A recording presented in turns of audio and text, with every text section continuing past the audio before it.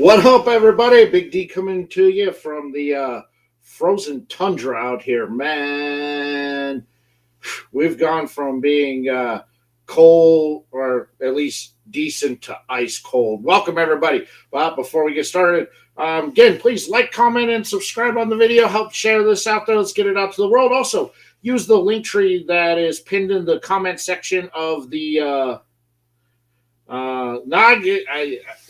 use the link tree that's pinned in the comment section in the chat or down in the description below, and go support my advertiser sponsors and preferred retail partners. Man, they help continue to keep the show going strong, and your support does go a long way. Whether you're looking for accessories or sticks, I have got you covered. And Mr. Giannis there, I got my heater. It's just really cold. So my guest tonight, Troy Harper from Harper Cigar Lounge, is not here yet. So I don't know where he's at. And of course, I had issues getting the stream going. So that kind of hampered things as I had to redo the entire stream. I hope I'm sounding good to everybody out there, because I just reset the stream and came on. So I haven't had a chance to actually check out the audio on it. So I'm assuming I sound good. Can somebody in the chat confirm that I sound good? Okay, good. Glad. All right.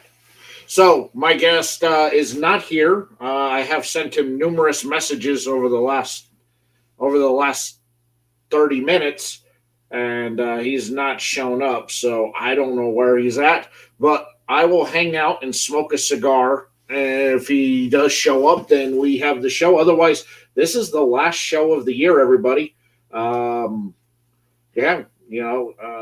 back in January. We're already booked up pretty much till March on the schedule. So I'm excited about some of the shows we got coming on in the new year. And the last Monday of the month.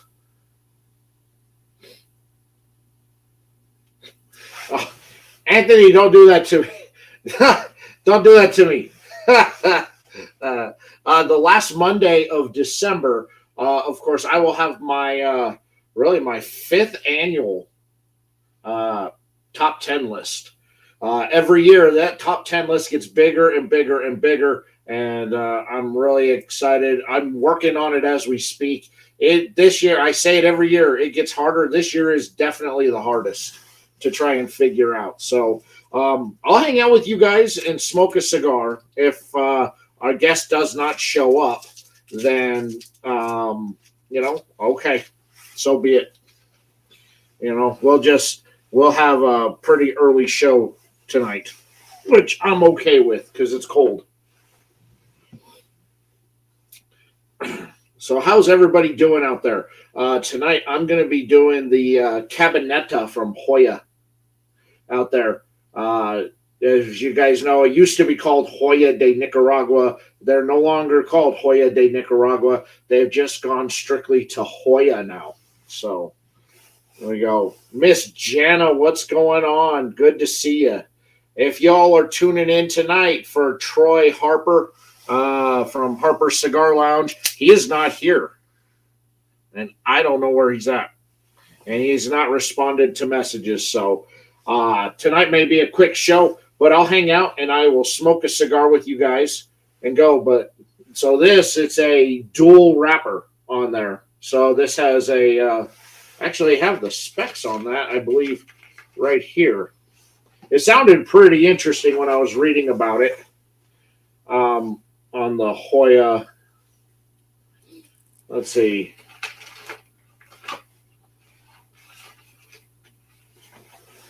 Here we go. Yeah, so this has a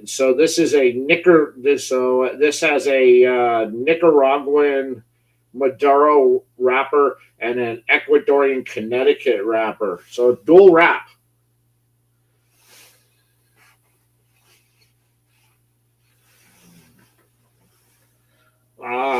What do you mean there, Anthony? Where's the lounge? What do you mean?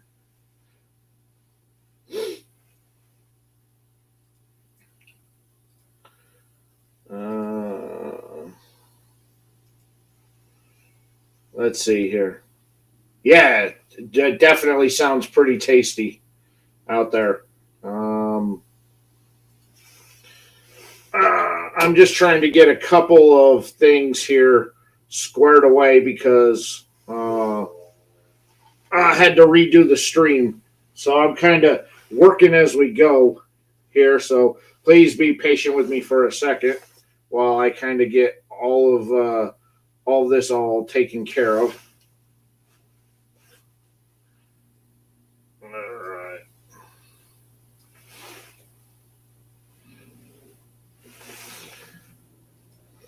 There we go.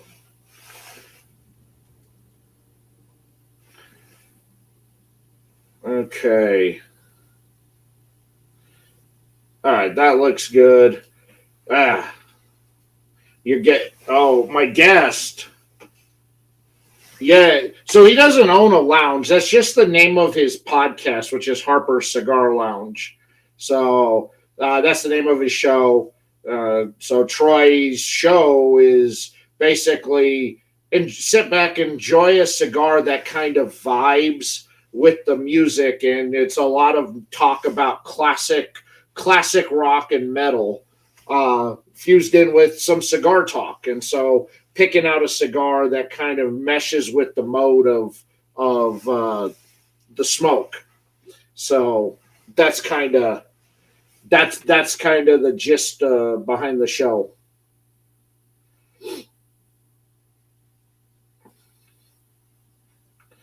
Out there, nothing like trying to get everything all reset back up. That. All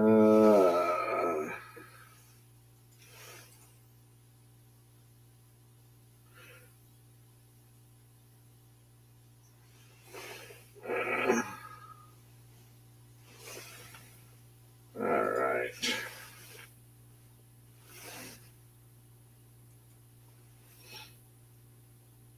There we go.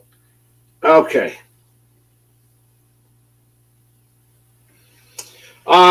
Now let's see there, Capricorny. No, I have not. I have not had the April's Fools. I have had a couple of friends who have smoked it, but they have not. I have not personally. I'm not a big fan of those big, huge, massive gauges that go on like that. So I'm not really.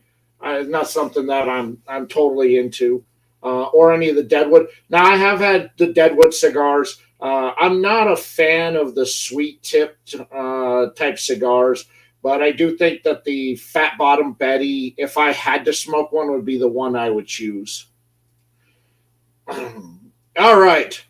Well, we're gonna try to get his whole thing all set up live on air, so you guys get to see it happen live as we go through everything. Oh, very nice. You work at a shop. Excellent.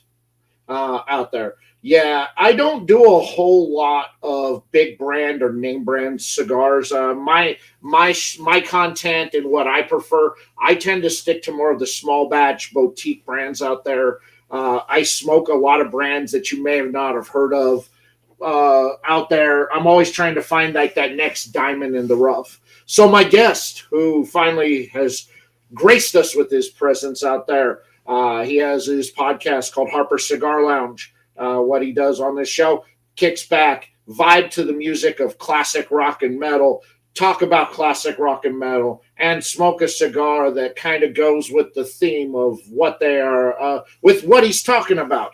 So if you have any of your favorite brands out there, he's probably taking a cigar that he thinks would mesh well with some of your favorite brands and favorite music out there. So let's bring him on. Troy Harper from Harper Cigar Lounge. Hey, can you hear me? I can hear you. What's going on, man? Yeah, I was getting a little nervous. I don't know if I did something wrong, but it wasn't connecting there in the beginning. So sorry if I did something wrong on my end, but I'm glad to be here. There you are. Well, excellent, Troy. Glad to have you on, my friend. Thank you, buddy. Thanks for having me on. You're welcome. So I'll hand it off to you to kind of introduce yourself and maybe talk a little bit more about the podcast. Well, of course, I've got Harper Cigar Lounge is my channel. And yes, like you said, I do pair great cigars with great hard rock heavy metal music. Um, and it's not, majority of the time it's hard rock heavy metal, but sometimes it's, I go off the beaten path a little bit sometimes and might discuss, some Fleetwood Mac or something, but majority of the time it's hard rock heavy metal. But I've got 5 different podcasts I do. I've got my radio or audio show on Spotify. Just put a new one up earlier tonight. And that one's completely different than all the other ones I do. That was just more of a laid back kind of a show where I just have more of an intimate kind of a setting with my followers, kind of keeping them up to date on what's going on with the channel. And of course, I've got a show called the Troia Marcia Cigar Review, which is based around Italian cigars. And I have a little Italian music playing in the background, and it's for everybody, but it's more of an Italian-based kind of a podcast or show. And I do some trivia, and I do a lot of cigar news on that, but do some trivia questions. So my radio show or my Spotify show goes kind of hand in hand with the Troy Marcia, because then I give out the answers to all my trivia questions. And I've always got it set up that whoever gets in touch with me and answers all my trivia stuff first, I will send them, a special package in the mail. And it might be something different every time, but I've got that kind of going on. And then the Smoke and Metal podcast, which is the one really where I pair, one great album with one great cigar, that goes hand in hand with each other. The cigar that gets you in the mood for a great album. Maybe a cigar, with cigars, I sit back and I think about a lot of my past. I reminisce on all my great memories in my life, and music's a big part of that. So I might be smoking a cigar, and this is kind of how this podcast was born, the Smoke and Metal podcast. I talking to other people that like music while they listening to music while they smoke cigars, and I thought that'd be a great podcast to do, to pair a great album that gets you excited about a certain cigar, or a certain cigar that gets you excited about certain music. Maybe it falls on a memory and you like, I've got to put that album in, or while I'm smoking this great cigar. And then the Harper Cigar Lounge podcast, that's, a little longer podcast. It's a couple hours, but I get into a lot of cigar news, I'm sorry, heavy metal birthdays, all the recent heavy metal birthdays, recent heavy metal news. I might do a whole discography on a band from my least favorite to my favorite. Or sometimes I might just discuss, a couple of different things with the cigars. So that one changes a lot. And the last one I did, the season 3, episode 1, I discussed all the heavy metal mascots is what I did on the last one. And so that's kind of an example of what I do with that one. And then I've got the Dropping the Ash podcast, where that one's just basically all about cigars and cigar tips, to help others out there to have a better smoking experience, giving them all the tips. And it's kind of geared around maybe more beginners, but it's for everybody too. But I do gear that one towards beginners that are still trying to learn, different things they can do to make their smoking experiences better. So I do a lot of different things. I'm going to have Martin Motnick, the bass player for Accept. He's going to be on my show early January sometime. So he's going to be my first major musician or musical artist. I got to know him after the Accept show I went and saw in Denver when they were with KK's Priest back on September 3rd. Starting to get to know him after the show, and we've been in touch a lot. He agreed to come on and be a part of one of my shows. So yeah, just a lot of different things that are going to be coming up. I'm going to be a guest on other podcasts coming up too. And a buddy of mine over in Rapid City, South Dakota, he's got a show called Jake, not from State Farm, and his channel's called Jake's Music State.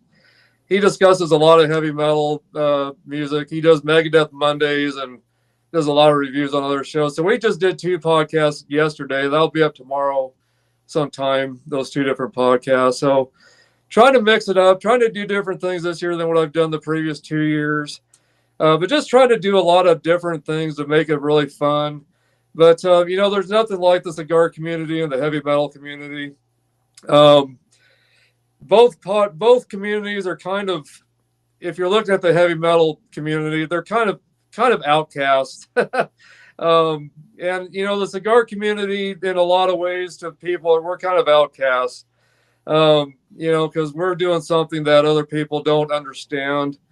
And I think the heavy metal community and the cigar community is two great communities, and I thought, why not combine the two? So, but I'm going on my third year doing podcasts now, so I'm still learning, still trying to learn the tricks of the trade to do more on my podcast, technically wise, I guess. But I'm having a lot of fun, and we're getting more people signing on and joining and following this. But there's nothing out there like this podcast. I've done a lot of checking into what other people are doing out there, and I wanted to do something really different. So I thought, why not do a heavy metal podcast and have hard rock heavy metal involved in it, since those are my two loves. So that's what's going on with my podcast. But just a lot of things that are going to be coming up. A lot of stuff. I mean, I'm doing 5 different podcasts. So do you feel that you're overextending yourself on doing that many podcasts? I am. I mean, to narrow it down, probably, like I used to do 5 shows a week, and yeah, it's time consuming. I'll say that. And it ate up a lot of my time, and yeah. I prefer, and I love doing the 1 show a week with the one Tuesday show a month. And I think that's a perfect balance of out there, because I'm not overextending myself. I'm not burning myself out. And in reality, you're just kind of and able to enjoy a whole lot more. And I so much more enjoy doing the live content than pre-recorded content. Yeah. And it's something I've discussed with my wife. We have thought about looking at kind of narrowing some things down. I've just been trying to really reach a broad audience of different people out there. And so I've been trying to do different things to reach a lot of different people out there.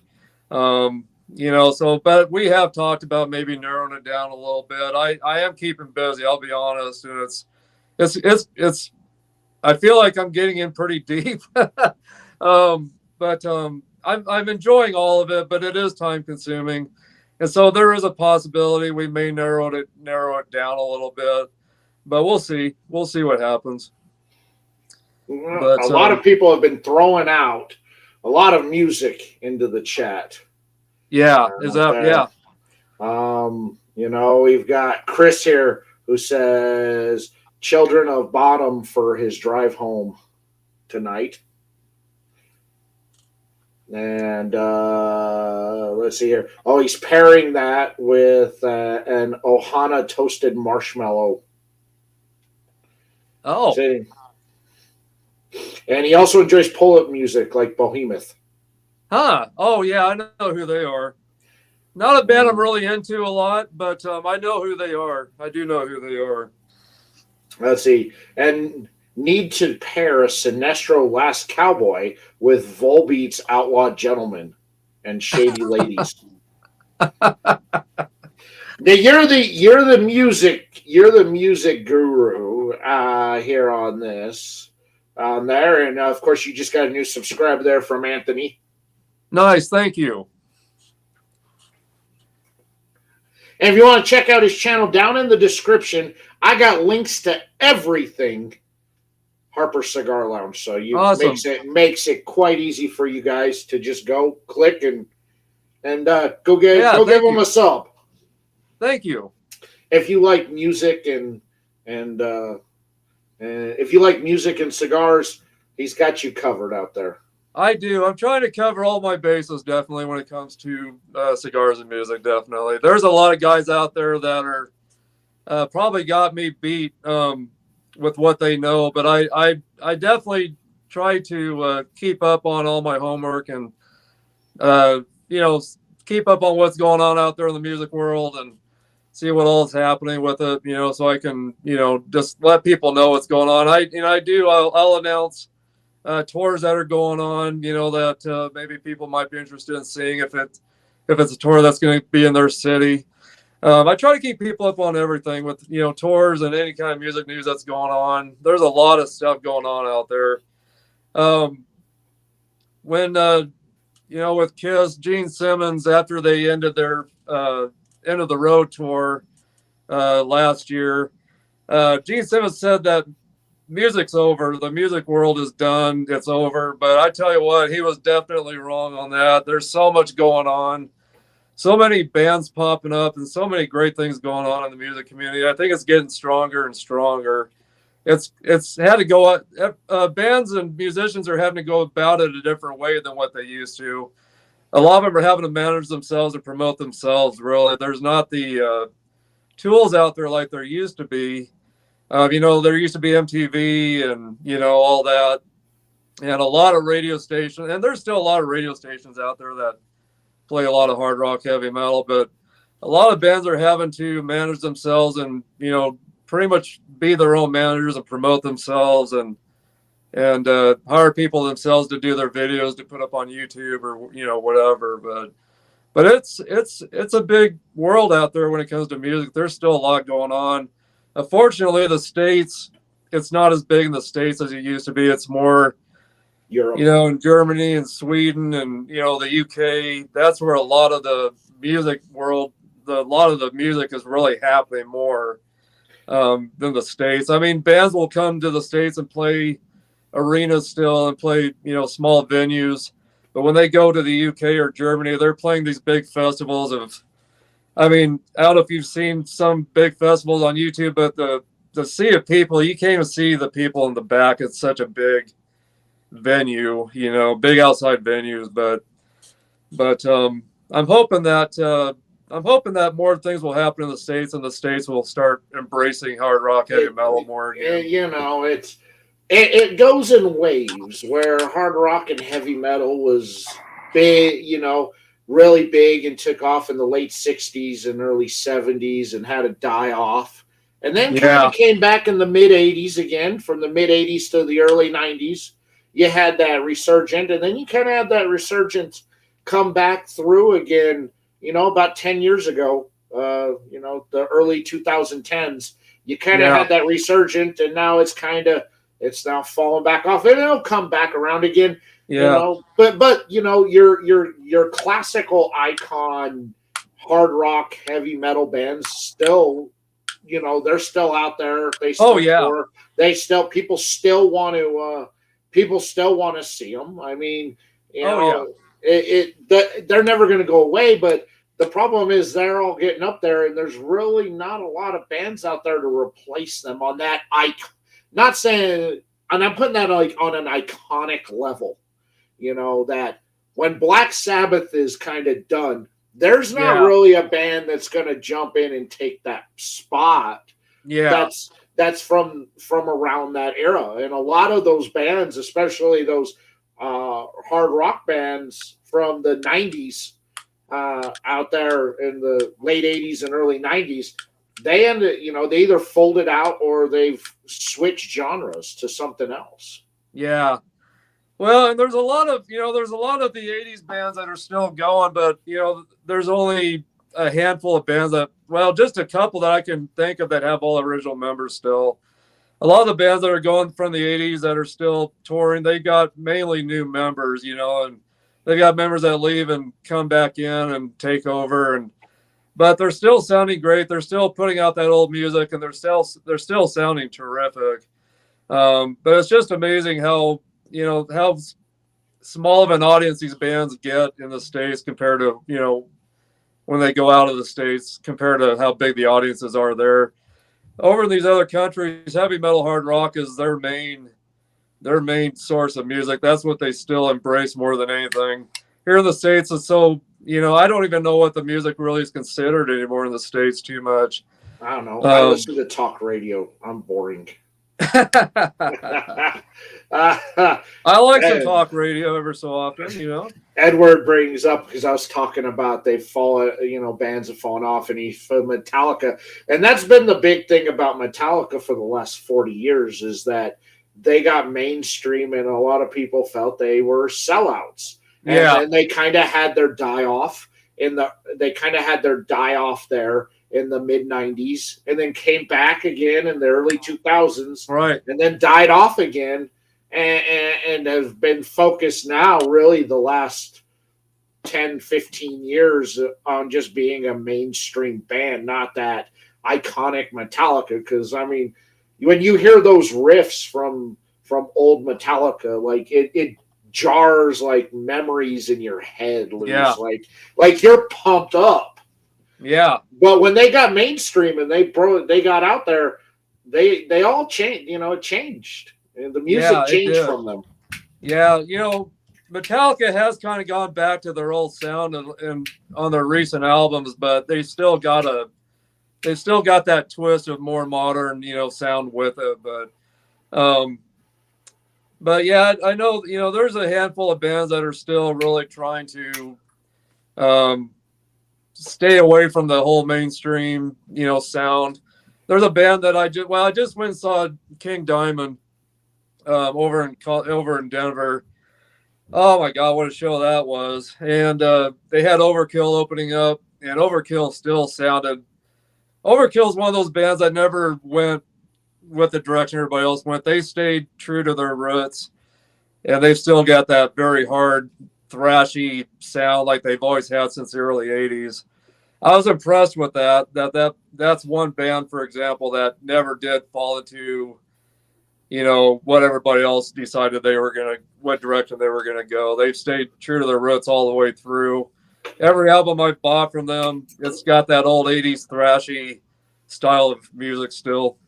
So, but not too many bands I can say that about. So, no. I'm by the way, trying I to was think. smoking. Oh, the Frecky there from Family by Loyalty. Yes. Very good Wonderful cigar.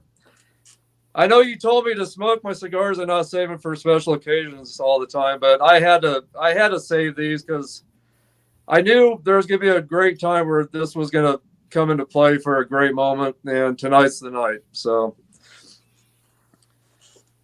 and this is a great cigar. All the ones you've given me so far to try, they've all been terrific.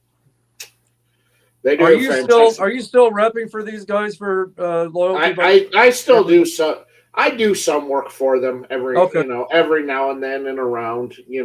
I tend to, if there's something going on that's around the area, I'll pop in and take care of it. Being somebody who's rather close, but it's not like it's a full-time job or anything like that.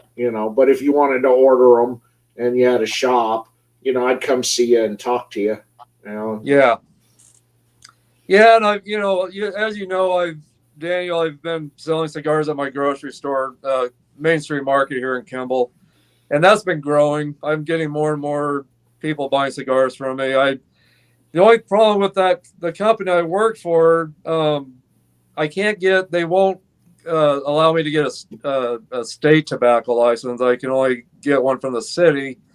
And so not every cigar company out there will work with us because of that. But we've got one place that's working with us, and I'm not sure how they're doing that exactly. I got Bill Wright's the guy that runs the cigar store, and that's where we get all of our cigars through is him. I'm not sure what strings he pulled for us to be able to get cigars through him, but we got a nice supply of cigars through him anyway. But I'm going to look at getting my own tobacco license. I think in my name is something I'm kind of working on right now because I've actually been looking at trying to get my own line of cigars. It's something that's kind of in the beginning process of it, but it's something I'm looking at trying to do. It's something I've always kind of wanted to do is have a little bit of my own line of cigars that I could bring into my store and sell. So we'll see what goes on with that, but I'm kind of in the beginning stages of that right now. So. Well, I mean, is there a physical lounge or shop in the works that you're you're thinking about? Well, me and my wife have talked about. We've talked about maybe trying to start a small lounge here in Kimball in the near future. So that's something. That's something Downtown we're looking Kimball at. is great. Those old buildings downtown, they're, There's a lot of space.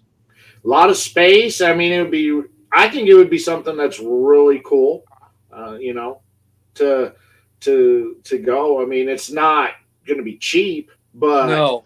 but it would be a unique feature, especially for a small town like Kimball. But Yeah. if you're I think it'd be a traveling great the thing. interstate, Yeah. it'd be a great place to stop off at. Absolutely. And that's kind of something we've thought about and talked about. And believe it or not, before I started bringing cigars into my store, I was already putting the buzz out there with guys here, here in town. I was just asking guys that came in and shopped if they were into cigars, if they like cigars, and a lot of them said yes, I do, but I have to go out of town to get them, or I have to, order them online, and so I'm not really sure if I'm getting good cigars all the time when I have to order them online. So, and I wanted cigars in my store anyway, just because I kind of wanted some close to hand for me. And so I kind of brought them in originally in the beginning for some selfish reasons, because I wanted some cigars close to me, so I could buy one whenever I wanted and not have to go out of town all the time. Which I do love coming to Shine and going to the Smoker Friendly there, the big Smoker Friendly there. I enjoy going there every so often and picking out some cigars to try to see what something different that I can find that I can maybe bring in my store as well. But I do like to go to that Smoker Friendly and Shine every so often. But I thought it'd be really nice to have them close by, because no one else in town was selling them at the time I brought them in. Nobody else was doing it. So I'm the only one still that carries premium cigars in town. I'm the only one. So I'm getting more of a clientele with it. I've got guys buying boxes from me and coming in buying 15, 20 sticks at a time. And they don't just do it every so often. They're coming in every week buying from me, and I'm there to guide them on what will benefit them the best, and they like that that they've got someone here in town that can guide them in the right direction, with whatever the situation is where they're going to smoke it and what time they got, and what their taste, what things they like for taste, and so they like the fact they can come to me and let me guide them to the right stick that's going to work for them better, so their smoking experience is really special for them. So I'm really enjoying that. I've made a lot of great friends through that as well, and just getting more and more guys coming in to buy and talk to me about cigars. And so I think it'd be really great to have a cigar lounge here in town eventually. I think that'd be a great thing. I think it'd be a big benefit to this town. I really do. So Anthony goes, "Where's Kimball?" And Kimball is in western Nebraska, in the Panhandle area along I-80. It's about 45 minutes from Cheyenne, Wyoming, and 45 minutes from Sidney, Nebraska. So yeah, it's a blink if you miss it kind of town off the interstate. And I drive by it every day to go to work. Yeah. I know it. I'm adjusting my camera just a little bit there. There we go. So anyway, but yeah, no, I appreciate you coming to see me that time you did, Daniel. That really meant a lot to me, and I was just kind of in the beginning stages of selling cigars at that time when you came to see me. But it's really blown up at my store. I've had to add on some more humidor space for cigars, so it's growing. It's growing. So I think it'd be a great thing to have a cigar lounge in the future here. So we'll see what happens, but it's something that my wife and myself have discussed quite a bit. We think it'd be a good thing for Kimball. So I think it would be a great thing to do too. To have out there. Yeah. It's definitely for a small town feel, but also you grabbing that license, that retail license on there with events that go on. Like in Scottsbluff and Gering and Sydney, you can operate a mobile lounge too and roll in, and that would be, that's something that I've seen kind of happening here and there in some other cities. And the Cigar Box in Gillette, Wyoming, they have their physical store in Gillette, and then when they're traveling around, if they're in Casper or Douglas or Cheyenne at an event or rodeo, they bring the mobile lounge with them, so they're selling at these events as well that Yeah. are going on. So Yeah. it's a nice added stream of revenue, and they've got again, another small town like Gillette, and they've got a beautiful shop in downtown Gillette, Wyoming. So That's amazing. it's I love just hearing that. I love seeing it too. Because Wyoming does not have a whole lot of No, there's lounges, really not. and for somebody like me, I'm not big on the big brand, name brand, legacy, heritage brand sticks. So, I really can't find what I'm looking for around here. I still go into the shop every now and then and just check it out to see what's there. Yeah. I do go toward the secret Opus X room that only a handful of people can get into. Right. Yeah. I relegate myself to having to go down to Colorado and pay that 63% tax instead of the Wyoming 63-cent tax. Yeah. Right. I know. I can't believe how high the taxes are in certain areas for cigars. It just blows me away. But yeah, I stopped in Fort Collins. I can't remember what cigar shop it was. I stopped in Fort Collins. Edwards. It might have been. It had a nice lounge with it and everything. And Edwards is it's kind of the big one, because then it had a huge humidor, walk-in humidor. But I can't believe how much. Edwards, and then there's a humidor in the smoking section at Sam's Club, and then and then they're the smoker friendly in Loveland. Okay. But I go to I tend to, if I'm going to go down, I'll go to Casbar Cigars in Lafayette. That's kind of, for me, that's kind of my home lounge when I'm out and traveling, and when I got people who are coming into town and they want to meet up, that's kind of where I take them to go.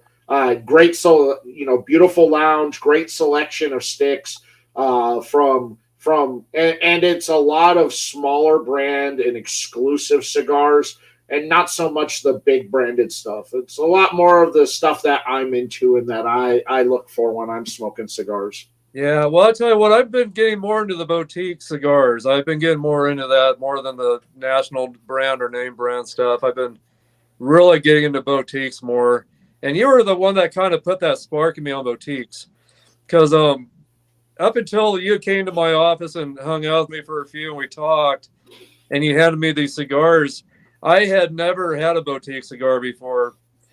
And so I've discovered a whole new world of boutiques that I really love, that I've really been really enjoying. So Anthony says he has a client that has an exclusive mobile cigar lounge, and that's cool. That'd be something. If I had the money to do, I'd probably do it there. What's going on, Manny? Good to see you, brother. Good to see everybody in chat. You guys in chat always crush it. I never have to worry about you guys. How many people do we have viewing so far tonight, do you think? How many people do we have? So there's 5 in YouTube. There's 4 on Facebook and 4 in LinkedIn that are watching. Oh, that's great. Yeah, I was trying to get this to work on my laptop. For some reason, I couldn't get my laptop to work, so I've got my phone up on my holder here. That's all right. And it may have not have been you, because when I tried going live, I had streamer issues and I had to redo I had to reset up all the streams. So the first couple minutes when I went live, I was just yammering as I was trying to get everything all reset up for the stream tonight. Yeah, well, I'm sorry if I was a little bit late getting onto the show, but I'm so glad to be here. This is Jack, what's going on, brother? Hello. Welcome.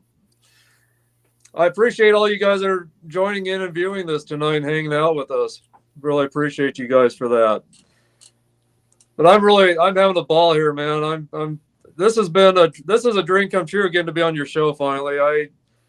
I've always wanted to be on your show, and I just appreciate you allowing me to come on finally to be a part of this. Well, you're welcome. So you're one of the guys that I really look up to in the business. I don't know if that's a good thing. Oh, that's a great thing. Jack, And I think I can speak for everybody out there. Jack digs your hat. Who? Jack says, "I dig your hat." oh, he digs my hat. Okay, Yeah. I thought you said something else at first. Ah. Yeah, this is my Boston Scally cap. I'm really into the Boston Scally caps from the Boston Scally Company. This is the Peaky. The night before it's called. It's a Christmas hat. So, I do see you've got the Kissmas shirt on tonight. I do. I'm trying to get into the whole. I know it's early, but I'm trying to get into the whole Christmas spirit here. We got here Chris. Chris has a question for you. He wants to know your favorite jam and favorite guitarist. Oh my gosh, that's hard. That is tough. My favorite guitarist. Gosh, I've got to say, probably Kirk Hammett's one of my favorites. Definitely, he's probably one of my big favorite guitarists, Kirk Hammett. And let's see here. I'm trying to think. Of course, Ace Frehley, because I'm a huge Kiss fan. Of course, Ace Frehley will always be probably right up there with one of my favorite guitarists as well. There's so many great guitarists out there. Andy LaRocque from King Diamond. He's probably one of my favorites as well. He's one I've been following for a lot of years. So many great guitarists out there. My gosh. It's hard to narrow down to my absolute favorite, but it'd have to be between Kirk Hammett, Andy LaRocque from King Diamond, and Ace Frehley, definitely. It's hard. There's so many great guitars. Of course, and just kind of not rock and metal, but overall in multiple genres. There's plenty of fantastic guitarists out there that you're like, how do you do that? Oh man, one of my favorite things to do is like go on YouTube and watch like reactor channels of them, of watching, reacting to like hard rock or heavy metal singers actually like singing real songs and how their mind's blown by the fact. I'm like, I don't know, why is your mind blown by it? The guy is an artist. So yeah, for his day job, he screams and yells at the top of his lungs, but when he wants to do something different, of course he's got a great vocal range. Why does that shock you? And their minds are just always blown by the fact that it's like, wow, that guy has such a beautiful voice. How come he doesn't? I'm like, because that's not what he does. He likes screaming and yelling. Oh yeah. And of course, I've really taken to Martin Motnick from Accept. He's probably my favorite bass player right now. Not just because he's going to be on my show, but after I went and saw Accept over in Denver back in September, I was blown away by his bass playing, and I thought he was just incredible. He's a bass player that no one really talks about. He's so underrated. But right now, he's probably my favorite bass player, and Martin Motnick. If you guys don't know who Martin Motnick is, check him out. He's got his own website, but he's got tons of stuff on YouTube, a lot of instructional stuff, and just a lot of great bass playing. He does some really great acoustic bass guitaring work too, and incredible guy. So you guys check Martin Motnick out. Yeah, he's incredible. So, but I've dabbled with bass and guitar in the past, but I'm a percussionist. That's my main thing is drumming. I've been doing that ever since I've been 6 years old. I've been playing since I've been 6 years old. That's my passion more than anything and singing too. I got a decent voice for singing. I wish I could do it more often, but I'm really into drumming and playing drums. So, but I've got to look at getting another set. I don't have a set right now, but I did get to play over in Pittsburgh here not too long ago when I went down there for that podcast I went on to. Got to go to a place called the Leaning House Fine Cigars, and they got live bands. And one of the bands that was there was Corey Banks's band, the Strum Junkies, and he's one of the guys on the Cigar Junkies podcast out of Pittsburgh, and they let me join in on their set and play. And that's been the first time I played in a little while, but I didn't do too bad for not practicing or anything and just joining in. I did pretty good. So anyway, that's something I want to get back into more, quite a bit. I want to get back into drumming again. So, but so what? So of the classic rock and metal, what's your favorite era? What's my favorite era? Era of oh boy, classic I rock would have and to say metal. definitely the 70s and real early 80s. I got this was the band that really put the spark in me for listening to hard rock. In the very beginning was this R.L. Speedwagon album. My parents bought me, of course, the cassette when I was about six or seven. My mom argues with me that I was much older than that, but I know I was younger than what she says because I was about I think I was probably 7 when I heard this Lost in a Dream R.L. Speedwagon album, and that was kind of the spark of what I started enjoying about hard rock. But they had bought me like Elvis Presley and the Beach Boys and stuff like that, along with this other cassette that they bought me with this R.L. Speedwagon album here, and I took to the R.L. Speedwagon quite a bit. Then just the lead singer at the time, which was Mike Murphy. Kevin Cronin had left R.L. Speedwagon at that time back in '74 is when this album came out that I just showed you.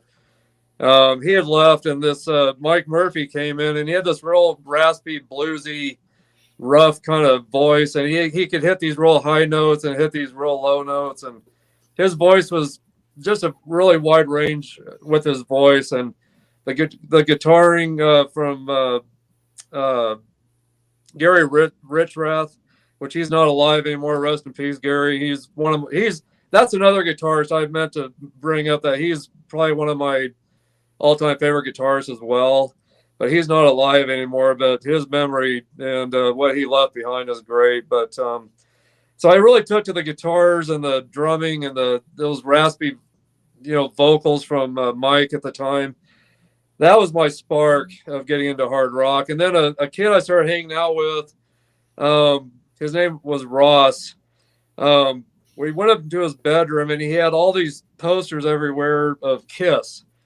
And I had heard one song on my mom's compilation album along with like Alice Cooper. It was a compilation album that had Alice Cooper Schools Out on it, and then it had what was it by Kiss? It was oh gosh, I think it was Ladies Room, or I think it might have been what it was. And I thought they sounded really cool, but I didn't have a visual of what they looked like. But then when I went into this kid's bedroom and saw all these posters of Kiss, I'm like, who in the hell are these guys? I'd never seen anything like that, where guys that had makeup and these really wild outfits on. And he put on Kiss Alive 2, and that was it for me. I knew that was the music I wanted to really get into more and learn about and study. And it was just, it was nothing I'd ever heard before with anybody else. And it was just exciting, and it really got my blood boiling. So so me and this kid had actually formed a club, our own Kiss club, and we made a pact with each other that Kiss would be the only band that we ever listened to. We were not going to listen to anybody else but Kiss. Well, that lasted for a good 4 years. And then I started I saw a kid in school with a Iron Maiden t-shirt on with Eddie on it, their mascot. And I'm like, who in the hell is that? And so then then I started getting really interested in that. I'm like, that imagery was just like, oh my gosh. So then I started really getting in, trying to figure out all these other bands that were going on out there. So I really started really loving the British metal at that point. I started liking Iron Maiden, and oh gosh, I kind of discovered Ozzy before I discovered Black Sabbath. But yeah, so my horizons started changing. I started really listening to a lot of different stuff, and it's my parents thought it was a fad. They thought I probably would not stay with that kind of music and be into it. And well, I'm still into it to this day, and it's in my blood. We got here. Jack. Jack says he's a big Judas Priest fan. Yeah, me too. Out there, and then we got from Chris here. He enjoys Slayer, or when he was a younger kid, Slayer, Megadeth, Aerosmith, Alice Cooper. Oh my gosh! For his favors out there. Yeah. Yeah. Well, so my parents back in 1992 bought me a CD boombox. Okay. Yeah. And I remember I bought 2 CDs, and CDs then were, they were like $30. They were expensive. Yeah. But I bought 2 CDs, and the 2 CDs I bought. So the first one was one of the CDs that I bought was Aerosmith, Permanent Vacation, and I jammed out to that non-stop. Yeah. I mean, I just was like that. I'm like that. I mean, I was inundated by how just the sounds and the music, and it got me more into Aerosmith and really going back to and finding that Aerosmith stuff from then from the 80s and then into the 70s, and it's out there. Let's see what we got here from Chris. Ozzy, Sabbath, Dio, and so many other great bands in that era. Exactly. I'm a huge Dio fan. I'm getting ready to get a Dio tattoo. I've got a guy that's going to do this really awesome Dio tattoo for me.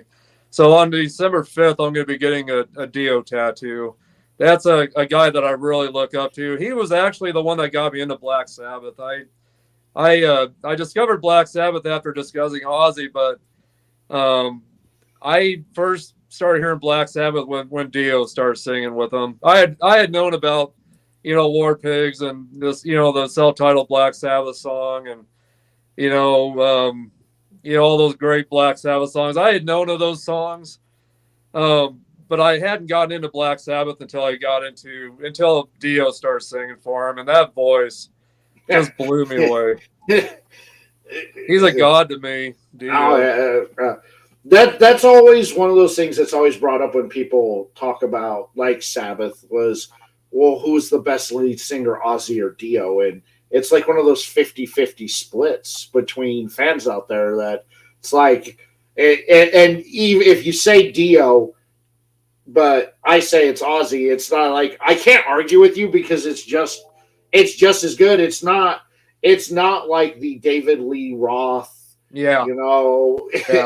Sammy Hagar out there, who is it? It's are you Van Halen or Van Hagar? Because you can't have both of them. You can't have both out there. You got to pick one. But with Sabbath, it's like, if you say Dio, I can't be mad at you. Yeah. Well, and that's what I was going to tell you. That's what my channel is really all about. That's what I'm really trying to do with what I do here. I'm trying to, when I do my Harper Cigar Lounge podcast, I really try to bring back those great memories with, especially guys that are my age. I'm 54 now, and, guys around my age are, that have been listening to this stuff for a long time.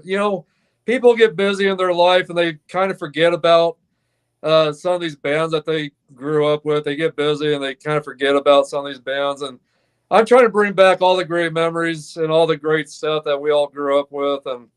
And like I said, cigars, when I sit back and smoke a cigar, I think about all the great memories of my life. And I, of course, listen to a lot of music when I smoke, and a lot of my friends that I know are into music the way I am as well, and they like, some of my friends like cigars along with it.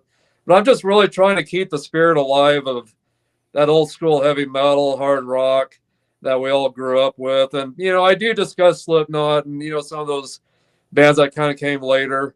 Um, Corn and, Slipknot and, stuff like Well, that. But Corn, but Corn and Limp Bizkit were part of that new new metal. metal Yeah. out there, which was more of my generation there of being a teenager in the 90s. Yeah, sure. Where that really introduced me more into like metal itself. Yeah. Well, and I was a huge fan of both Corn and Limp Bizkit out there. But yeah, a lot of great bands from that era.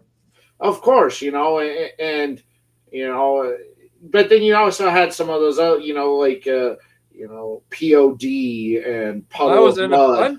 I'm a POD fan. Definitely a POD fan. Yeah. Yeah, they were probably the first band I really got into that was the new metal sound. And then I kind of started, listening to Limp Bizkit, and my son actually is the one that got me into Corn. My son was a huge Corn, still is a huge Corn fan, but he was, and Slipknot as well. He was listening to that. I'm like, who is that? And he told me who they were. I was like, I really like that. That's some good stuff right there. So so there's some of those bands that came out of the 90s or, that I really like, like Slipknot and, Korn, and they're great bands. They're great bands. But there's nothing like the old 80s and 70s with the old AC/DC, old Van Halen, old Black Sabbath, of course. I mean, they're and Judas Priest, the old Judas Priest, and my God, the list just goes on and on with all the great bands that are, a lot of them still doing a lot of great stuff out there, but so Jack says he's been into a lot of Meshuggah recently. I want to say I've heard that name, but I'm not sure. I'll have to check into that. Meshuggah? Meshuggah, yeah. Okay. Meshuggah. Okay. I'm assuming that's how it's pronounced. Okay. The podcast I was just on yesterday with Jacob Lee out of Rapid City. One of the podcasts we did, we discussed all the new discoveries of the new bands that we just have recently discovered. And so he's really into these really obscure bands that you just don't really hear about too much, that are, a lot of them come from other countries. And with some bands that I've, discovered come from Italy and, the UK and stuff you just don't see. So are you into kind of the machine metal, like the German, Austria machine metal out there? I really, not as much, no.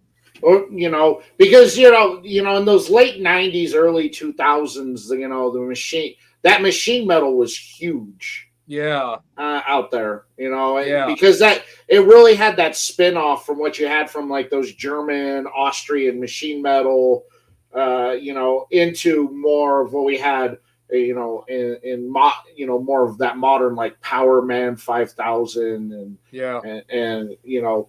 out there. And, that was more of my introduction into that, was listening to kind of that US machine metal. There's some good stuff with that, definitely. But I tell you what, I really love a lot of the new wave British metal, a lot of that kind of stuff. And the band that I just went and saw that was also opening for King Diamond was Night Demon. And they really had that old school new wave of British metal kind of sound, even though they're from Los Angeles. But they kind of had that new wave of British metal sound. But I really love the British metal. That's probably my favorite is British metal out of anything else. I mean, of course, I love Van Halen. Quiet Riot's another band I really love. And I do love bands like Poison and Cinderella, and I've got a very wide range of everything that I like. It just depends on what mood I'm in. It depends on what I'm going to listen to.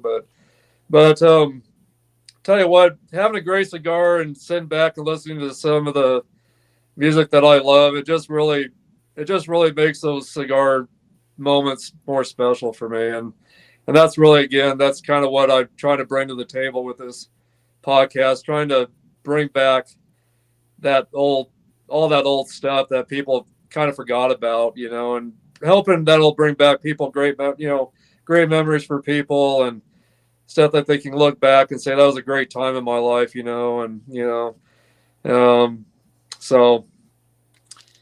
And my Harper Cigar Lounge group page on Facebook, a lot of I put a lot of different content on there with all the hard rock heavy metal stuff. I put a big mixture of a lot of stuff on there, along with a lot of cigar content. But so let's see. Chris says here, Rational Gaze was one of the first songs that drew me into Meshuggah. They are an insanely intense band. And then Jack here, D. Snyder coming out with some heavier metal was nuts.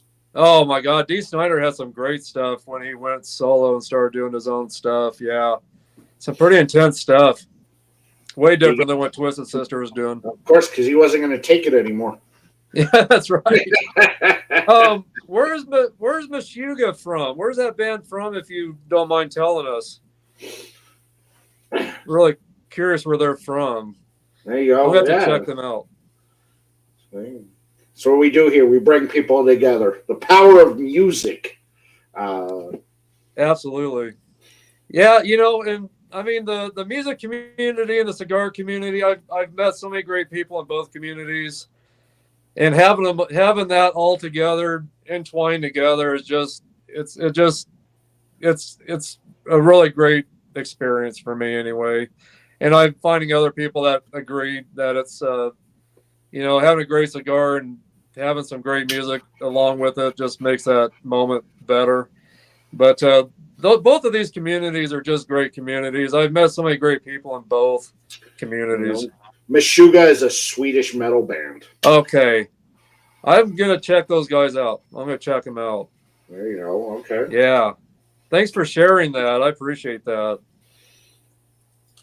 It's a different style, there's such a different style, especially, and you talked about it earlier there, that rock and metal is definitely still a staple of music in European culture, where it's kind of really fallen off here in the U.S. the last decade. It's just not, if you want to hear it, you really got to kind of search it out, because I'm feeling old because listening to just traveling on the road and a classic rock station comes on and I'm hearing bands from the early 90s that they're calling classic rock now. And I'm like, am I that old? I remember when this song came out.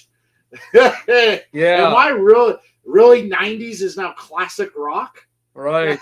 Well, no I guess way. what? Yeah. I mean, I don't know. It is classic, of course, but gosh, it's wild to think, because you look back at all the bands like The Doors, Janis Joplin, Jimi Hendrix, Experience, and let's see who else. Of course, Led Zeppelin is a huge band that I really love too.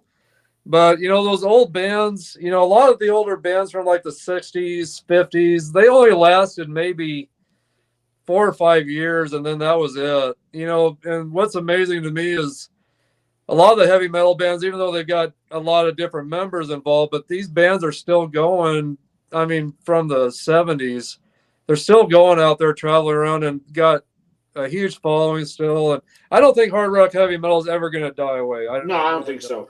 Jack says, I think that metal is more worldwide than most other metal, because he's talking, Indian metal. And I have heard of that one Indian metal band that kind of got big, kind of got big a few years back. They're really good. They're a Mongolian band, and I saw them open up for Iron Maiden here not too long ago. They're the ones that did the Metallica cover, right? Yes, that was phenomenal. That's an amazing band right there too. Yeah, Danish metal, specifically Dominus, got me into the Danish Swedish bands. Yeah.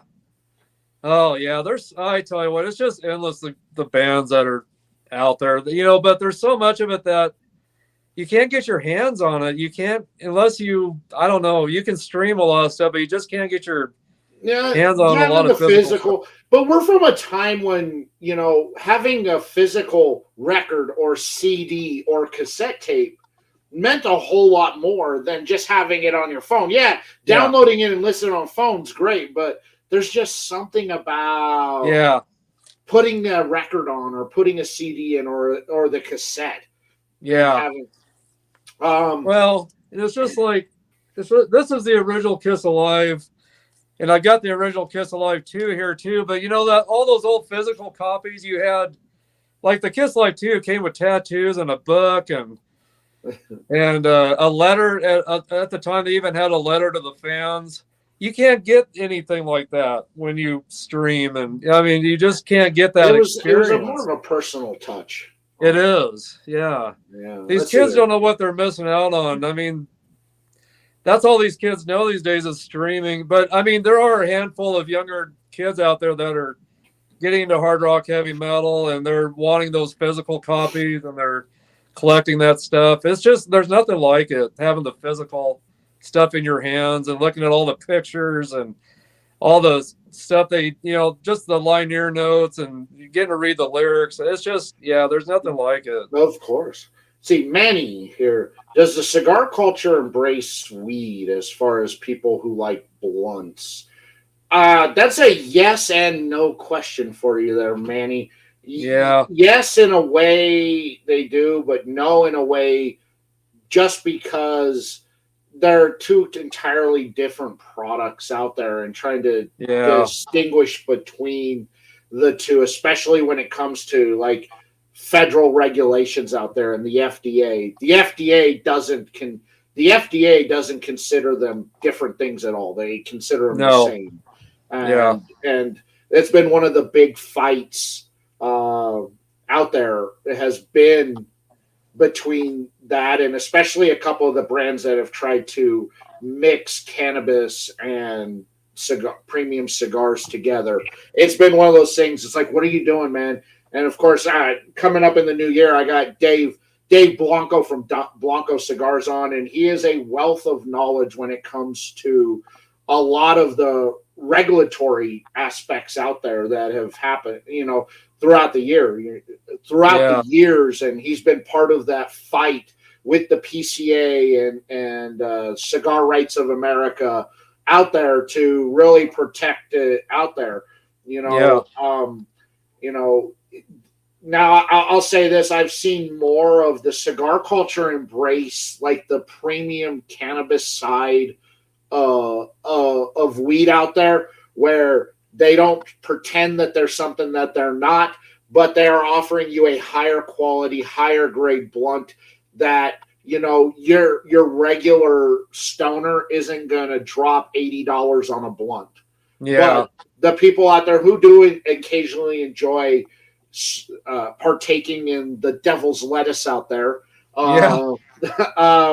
it has really become a mix. But there are a couple brands that are trying to bring the two together, and it's a bad idea, specifically industry-wise on that. And it's not something I want, but I highly recommend, Manny, that in the new year when I got Dave Blanco on, he can really break that down for you a lot better than I can, because he's really on the front lines of what's going on. That like you said, I'm just a guy who wants to make cigars, and I've gotten drawn into having to become political, and that wasn't something he wanted to do.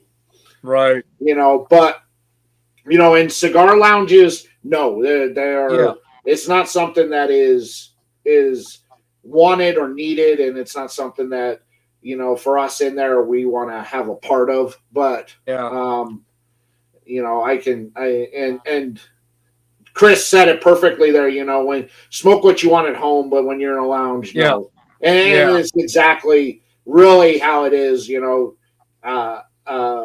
out there, So I don't mind. I don't care. I have had some of the premium cannabis brands on the show to talk about it, and some brands have come in and they've expressed their dissatisfaction for that, but they have done a really good job in differentiating that they are not cigars. They don't want to be no cigars, that they are on the same fight as cigars are on, and they don't want to be in cigar lounges and shops. They are for a completely different clientele out there. They're not for your regular everyday stoner out there. This is for your premium out there, because those blunts are one blunt's running you $80, and that, that's a certain and specific clientele out there. Yeah, absolutely. Yeah. Well, and nothing against anyone that wants to partake in that. I'm not judging anybody, but again, it's just like cigarettes. It's, I guess, in my eyes, people that want to smoke marijuana, or it's to get that quick fix. In my eyes, I guess, where the cigars, it's a time to relax and reflect and think about all the great things in your life that's going on, and to reconnect with people around you and enjoy, that over, just some great times with family and friends. And you just can't get that unless that's what I love about cigars. It's just, it's a time to make yourself just take some time to relax and enjoy enjoy what's going on around you in your life, reminiscing on all the great things in your life, and just talking with, I've reconnected with, family and friends over cigars too, and have made some great new friends, of course, over cigars. And, I guess, it is a completely different culture than the stoner culture is. It is. And nothing wrong with the stoner culture out there, but there's just something special when you're sitting down, whether it be at your house or at a lounge with somebody, and just talking, because it's a completely different vibe. It is. That you have out there. And, really it becomes more on a personal level, that when you leave that lounge and the person or people you're talking to, you really honestly feel like you've known them your whole life. It's just you have a new best friend out there. Yeah. That's what's made me fall in love with the cigar community so much. I mean, and I'm sure it's that way in that other community too. That people that get together and, smoke, cannabis or whatever you want to call it. I'm sure there's a somewhat of a community that goes hand in hand there too. But there's just something very special about a nice hand rolled cigar that someone took the time to make. It's made by human hands, and someone took time to make that, to make your life more relaxing and pleasant, enjoyable. But yeah, exactly. Jack here, he says, there's been a really big push on vinyl lately. People really want physical copies of something. And but that's kind of how that really never went away. It never really did. No. Even when digital started to get big, because dinosaurs like Troy and myself out there, we were so used to go every Tuesday after school. Where did you go? You went to the records. You went to the record store to buy that, because that was release day every Tuesday. You'd go after school. You'd go pick up the CD or cassette or the vinyl, at the record store every Tuesday after school. And really, I was still buying CDs up until about 2016. I was one of those last hanger-on or clingers out there. Yeah. I still buy a lot of CDs, but I definitely enjoy buying vinyls and stuff too. But I just remember when I was in high school, back in Torrington, Wyoming, where I went to high school, where I was growing up. I remember we had heard the day that the Def Leppard Hysteria album was coming out, and we went to it was Pomida in Torrington at the time. We went there before they even opened, and we waited for them to open up that store that morning, and we rushed in and said, "We want that Def Leppard Hysteria CD," and they had to go in the back and get it out of the shipment that came. And we felt so special because we were the first ones in Torrington, me and my buddy, to have that first copy before anybody else got it. It was just, and then we ran home and we threw it on and we just listened to it over and over and over and just, my God, yeah. So it was a great experience. It was Tuesday afternoons were just something special, especially if you had a friend who could drive. Because we had to go 35 miles to get to the nearest store, so it wasn't like you could walk to get to it.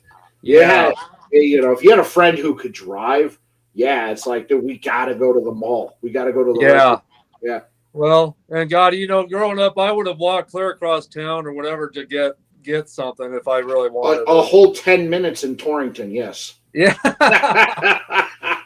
Yes, a whole 10 minutes in Torrington. But no, I'd walk all day to get a physical copy of something if I had to. I mean, it was just that special. I mean, to get that physical copy in your hand and to go through that, and look at it and, look at everything that was inside of that disc, the book that came with it, whatever. I mean, it was just something very special. Something special. Yeah, let's hear. Manny here. I don't smoke, just something I was curious about. Manny, it was a great question. Really, it is a great question. Nothing wrong with asking that. It's, it is something out there. There's a trade show called TPE, which is really a mix of cigar, other tobacco products, vape, and cannabis. That's kind of all mixed into one giant trade show out there. And really the cigar portion of it has really tried their best to distance itself from vapes and cannabis and really go, this is kind of our lane. We got nothing to do with that side of things out there. So good question, Manny. That was a good question out there. Greg, I smoke marijuana and cigars. I like tobacco and marijuana, and there's nothing wrong with that. Back in my younger days, back in the day, I was one of those guys too. And I'm more into, I don't smoke now because I get drug tested at work. But, same here. But I am extremely curious about the blending because I'm a huge fan of tobacco and a huge fan of the blending. I'm a huge fan of the blending and the pollination of marijuana and how they get that. And it's something that if I could, I would probably really dig in deep to it if I had that ability to do so. So I don't have anything wrong with it. And again, I've had premium cannabis companies on the show talking about their product, but for me personally, it's not something that I do anymore. But I don't have a problem with it. If you want to do it, do it. I don't mind it. I'm not having any of your of your grandpa's weed companies out there. These are really high end companies out there putting out extremely high end product. Out there. And let's see. Well, and unfortunately, the line of work I'm in, we get randoms. It can happen, and so I just don't ever want to put myself in a situation where I could get into that where I have to go through a drug test and. When I have to go work at the weed bar in Fort Collins, I would always magically the next day get pegged for a random. Yeah. Your number came up. I'm like, it's shocker. Where was I at yesterday? Well, I tell you what. One thing I love about going to concerts, I do love the smell of marijuana. I do love the smell of it. Yes, but you're also at that age now where it's just not marijuana smell out there. It's also Bengay. Yeah, not with me. I haven't really had to dive into the whole Bengay scene yet. Sitting out there trading different types of ointments out there. Oh, trust me. Man. The burn you're gonna feel with this one's gonna be euphoric. Let's hear. Manny says it's true. I have a 21-year-old son who loves collecting vinyl out there. Yeah, it's good. A stage 5 clinger. Yes, I was a stage 5 clinger on not on still buying CDs up until, like I said, about 2016, 2017. I quit buying. It just, at that point, it became far more expensive to buy CDs than it was back in the day. Like I used to buy blank CDs back Yeah. when Napster was the thing, and I used to instead of going to the record store every Tuesday after school, somebody already had the album like the day before and uploaded it, and then I'd just download the entire album off Napster and burn it onto a CD. Right. And I had it, so I'd be rolling to school Tuesday morning, bumping the new album. Like, hey, you guys know, that was the thing back in the '90s. There, Yeah. Of course, in the '80s, it was cassettes. We would, Jack, thanks for coming and hanging out with us tonight, man. Appreciate you. Yeah, thank you. Make sure you check Troy out down in the description. I've got links to everything Troy, so you can connect with him on social media. So, yeah, please get in touch with me, guys. I mean, yeah, please get in touch with me, and if you guys can get in touch with me and join my channel and follow me and get involved more, you may just end up finding something in your mailbox. So just get in touch with me, follow me, and get involved with what I'm doing. You may end up finding something in your mailbox. So there you go. Greg, I can get drug tested because I have a DOT license. So I'm subject to a random at any time, any place, anytime they wanna test me. So yeah, even though it is, if I didn't have the DOT license, Coke last year quit drug testing people who don't have DOT licenses. Huh. So they were no longer subject to random drug testing as long as cannabis was legal in your state, and in Colorado is legal.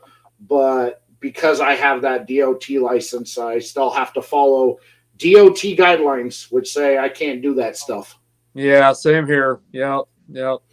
So, but no, even since I can't really, smoke it with the work I do love going to concerts. When I go to concerts, I do love the way it smells, and I'm glad I can at least be around it. But I do love the smell of it. I'll admit. It's something I always look forward to when I go to concerts.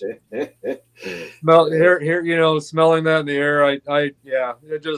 For some reason I just have always enjoyed that about concerts. But now the recent concerts I've been to over the years, I'm seeing more and more younger kids going to these metal concerts, and they got the jackets, and I've got one upstairs. I've got my old high school jacket. It doesn't fit me now, but it's just full of patches and buttons from all the concerts I've been to.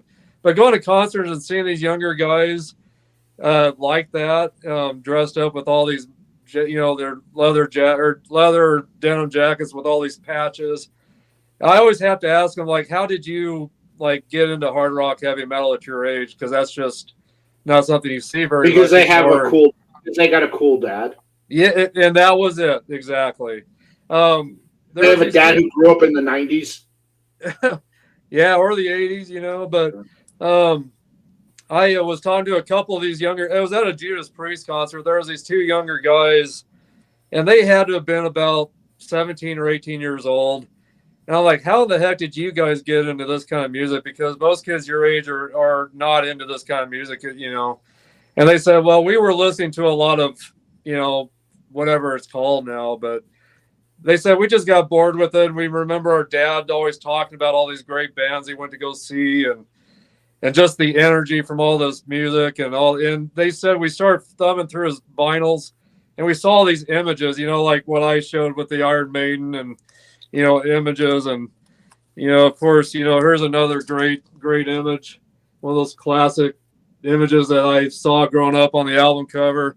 But they said, thumbing through and seeing all these great images on these albums, and they said we had to finally start listening to what this was all about and seeing what this was all about. And they said that was it for us. We couldn't go back to listening to the stuff we always listened to. We had to start getting involved in this, and so it's great to see the younger guys out there and girl and women that are getting into hard rock heavy metal. I'm seeing more and more younger people at the concerts I've been going to lately. It's just been phenomenal seeing the younger crowd. Still seeing a lot of the older crowd too, but seeing a lot of younger people at concerts again. It's really great to see that. So, and that's what I want this to do. That's what I want my channel to do. Is I want everyone to feel young again. Having great memories of all this music we've grown up with. And music's always kept me feeling young. Hard rock heavy metal is my therapy. It's my drug, really. But it's what keeps me feeling young every day. And that's what I want out of what I do. Is I want people to feel how they felt when they were younger. I mean, physically we don't feel like we used to, but on the inside, I want that great feeling to come back with people that maybe kind of forgot about all this kind of stuff that we grew up with, So It's all about the memories. It's all about bringing back great memories and trying to find a way to help people feel great and young again by maybe going back and revisiting a lot of the stuff that we grew up with, So over a great cigar. Greg here. 3 favorite smells: weed, pipes, or cigars, and coffee.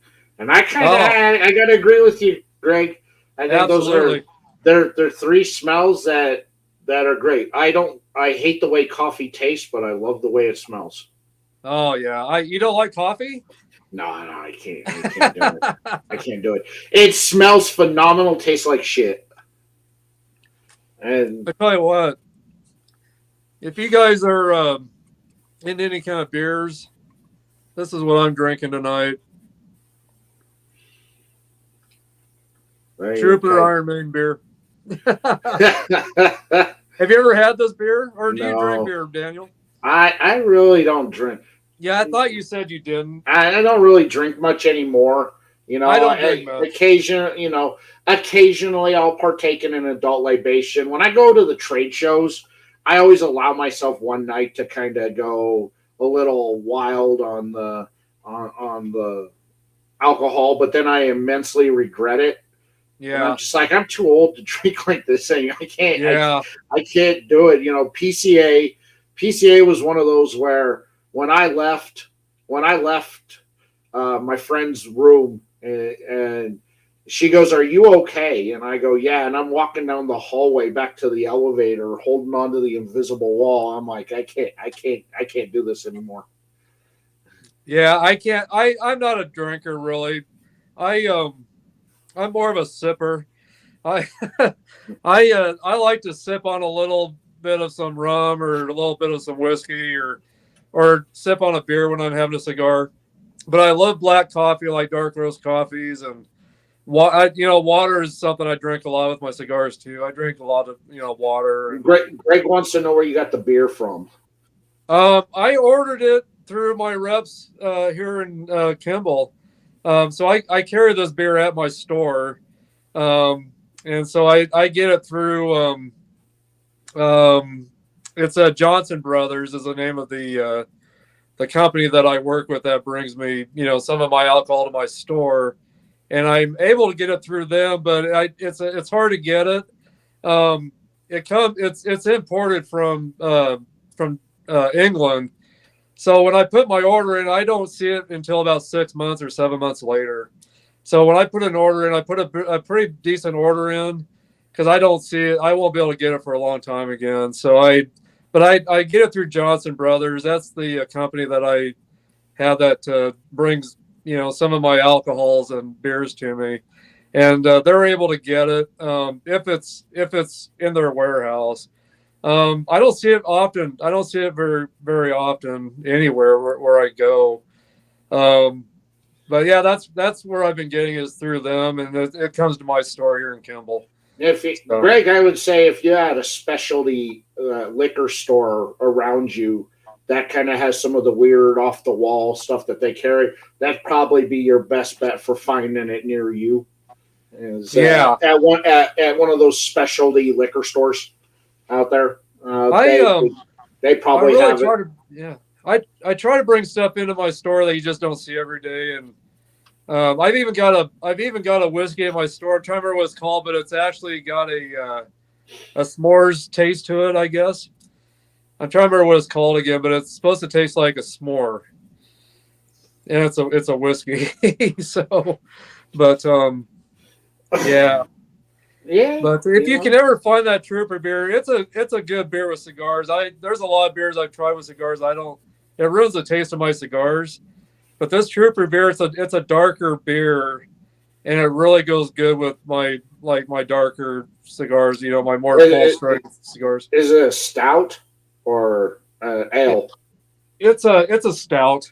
Okay, yeah, that stouts tend to pair very well with cigars. Yeah. That creaminess from the stout, Yeah. always seems to mesh very well with with a lot of cigars. Yeah, and there's taste notes in this that kind of reminds me of some of the taste notes I get with cigars. I get there's some some little bit of like some spices in it, and I don't know. There's just like some sweeter kind of taste notes in it, and some little bit of some bitter taste notes in it. But it's just blends perfectly with some of my cigars, So, but they're not cheap beers. They're not cheap. No, if you want to do like a regular Pilsner beer out there, you want to stick to like a Habano. Pilsners tend to pair well with Habanos out there. It is most of your Maduro type cigars. You go with the stout. It's good. Greg, like you said, Guinness. I find Guinness is another good one. Pairs very well with a lot of Maduro cigars and a lot of that medium full to low full-bodied cigars as well. Guinness team, just that creaminess in the stout. Yeah. It really goes.